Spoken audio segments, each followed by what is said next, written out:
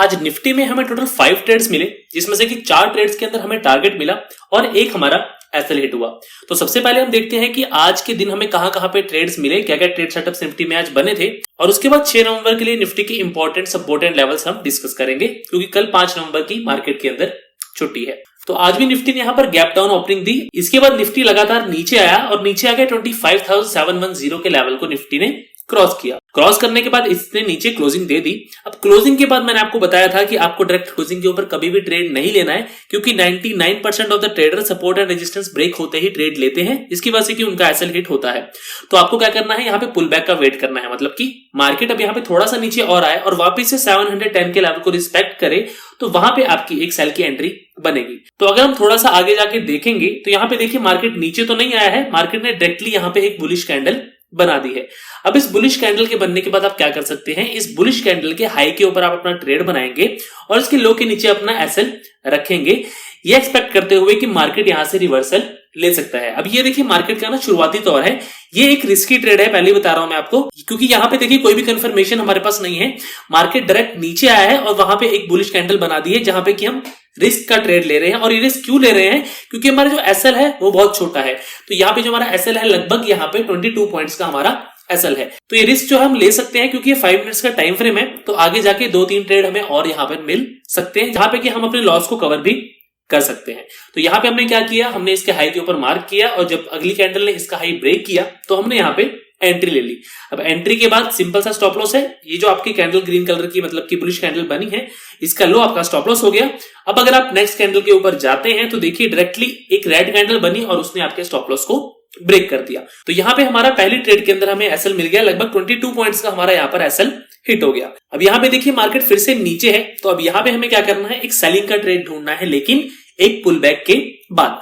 अब हम थोड़ा सा आगे जाके देखेंगे तो मार्केट ने हमें यहाँ पे पुल बैक दिया है। अब इस पुल बैक देने के बाद हम क्या करेंगे, हम वेट करेंगे एक नेगेटिव कैंडल का, ताकि हम उसके लो के नीचे ट्रेड यहाँ पर ले सके।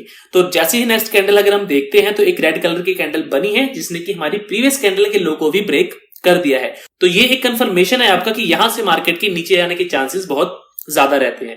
तो यहां पे हम क्या करेंगे, हम अपना जो ट्रेड है वो इस कैंडल के लो के नीचे लगाएंगे और जो आपका स्टॉप लॉस रहेगा वो यहाँ का हाईएस्ट, जो ये ग्रीन कैंडल आपको दिख रही है, इसका जो हाई पॉइंट रहेगा ये आपका एसएल रहेगा। तो ये जो आपका एसएल है वो है लगभग यहाँ पे 20 पॉइंट्स का, और यहाँ पे नीचे हम 20 पॉइंट्स का ही अपना टारगेट रखेंगे, क्योंकि हम 1:1 के अंदर ही काम करेंगे। 1:1 पे काम करने का एक सिंपल सा रीजन है कि आपकी जो एक्यूरेसी है वो काफी ज्यादा यहाँ पर अच्छी रहती है।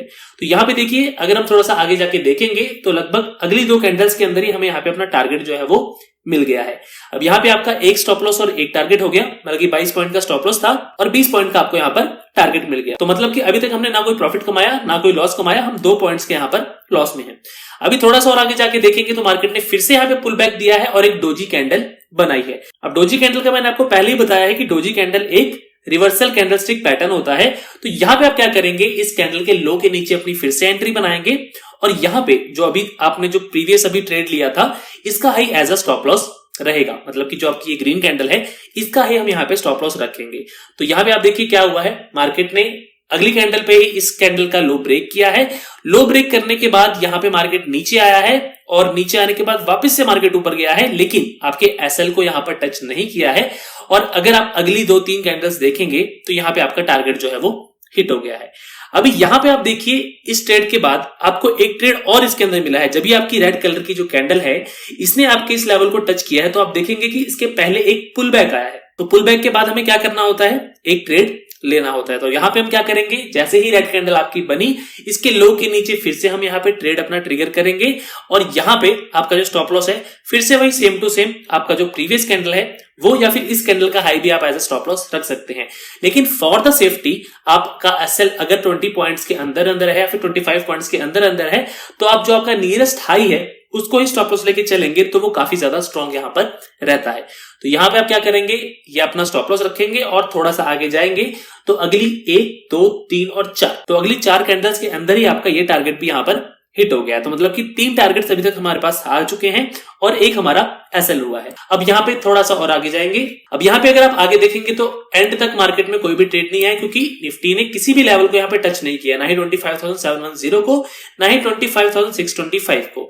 लेकिन अगर हम यहाँ पे 2:10 की कैंडल देखेंगे तो उसने फिर से आपका 25,625 के लेवल को क्रॉस कर दिया है। अब मैक्सिमम लोग यहाँ पे ट्रेड ले लेंगे क्योंकि निफ्टी ने यहाँ पर ब्रेकडाउन दिया है अपने सपोर्ट के नीचे, लेकिन मैक्सिमम लोगों का स्टॉप लॉस इसीलिए यहाँ पर हिट हो सकता है। अब यहाँ पे देखिए सेफ्टी के लिए आप क्या करेंगे, मतलब कि आपका स्टॉप लॉस छोटा हो उसके लिए आप क्या करेंगे, आप पुल बैक का वेट करेंगे। अब यहाँ पे आप देखेंगे तो 1 2 3 4 5 कैंडल्स के अंदर आपको पुल बैक देखने के लिए मिला। अब यहाँ पे आपको जो कैंडल दिख रही है आपको इन्वर्टेड हैमर टाइप की कैंडल देखने को मिल रही है, जो कि एक रिवर्सल कैंडलस्टिक पैटर्न है। अब यहाँ पे आप क्या करेंगे, इस कैंडल के लो के नीचे अपना ट्रेड डालेंगे, मतलब कि 2:35 की कैंडल है, इसके नीचे अपना ट्रेड लगाएंगे और इसका हाई का आप स्टॉप लॉस रखेंगे। तो लगभग 15 पॉइंट्स की कैंडल है, तो बहुत छोटा रिस्क आपका यहाँ पर है जो कि हम यहाँ पर ले सकते हैं आखिरी टाइम पे। अब यहाँ पे अगर आप देखेंगे तो अगली 2 कैंडल्स के अंदर ही आपको जो टारगेट है अपना वो मिल गया है। अब बात कर लेते हैं निफ्टी के कल के सपोर्ट एंड रेजिस्टेंस लेवल की, जहां पे कि आपको काम करना है। तो कल के लिए निफ्टी का सबसे पहला सपोर्ट है 25,578 का लेवल। अगर निफ्टी इस लेवल को क्रॉस करता है नीचे की तरफ तो निफ्टी के अंदर यहाँ पे आपको डाउन स्लाइड देखने को मिल सकता है 25,508 के लेवल तक, जो कि निफ्टी का एक राउंड लेवल भी है। अगर आप कहेंगे तो 25,500 निफ्टी का एक राउंड लेवल भी है, तो काफी ज्यादा इंपॉर्टेंट सपोर्ट लेवल यहाँ पर ये होने वाला है। वहीं अगर निफ्टी इस लेवल को भी क्रॉस कर देता है अपने इंट्राडे लेवल्स पे तो निफ्टी यहां पर 25,448 के लेवल को टच कर सकता है, जो कि निफ्टी का एक मेजर सपोर्ट लेवल है। वहीं निफ्टी के नियरेस्ट रेजिस्टेंस की बात करें तो 25,655 का लेवल निफ्टी का नियरेस्ट रेजिस्टेंस है। अगर निफ्टी कल इस लेवल को ब्रेक करता है या फिर इसके ऊपर आता है तो निफ्टी यहां पर 25,711 तक की रैली आपको दिखा सकता है, जो कि निफ्टी का नेक्स्ट रेजिस्टेंस लेवल है। वहीं निफ्टी के मेजर रेजिस्टेंस की बात करें तो 25,810 का लेवल निफ्टी का मेजर रेजिस्टेंस है। तो ये सारे के सारे लेवल्स आपके इंट्राडे के इंपॉर्टेंट लेवल्स हैं। तो धीरे धीरे जैसे जैसे हम आगे बढ़ेंगे वैसे वैसे आपको सीखने को मिलेगा कि किस तरह से सपोर्ट एंड रेजिस्टेंस के ऊपर ट्रेड किया जाता है, और पुल बैक के ट्रेड्स के साथ साथ आगे जाके हम और ट्रेड्स भी यहाँ पर देखेंगे कि फेयर वैल्यू गैप ट्रेड कैसे होते हैं, और भी बहुत से कंसेप्ट्स हैं जो कि मैं आपको अपनी लॉन्ग वीडियोस में बताता रहता हूं, तो आप उनको भी देख सकते हैं। तो ऐसे ही डेली एनालिसिस वीडियो के लिए हमारे चैनल को सब्सक्राइब कर सकते हैं, और वीडियो अच्छा लगा हो तो वीडियो को लाइक करना बिल्कुल भी मत भूलिएगा। तो फिलहाल के लिए वीडियो बस इतना ही, मिलते हैं अगली वीडियो में, तब तक के लिए नमस्कार।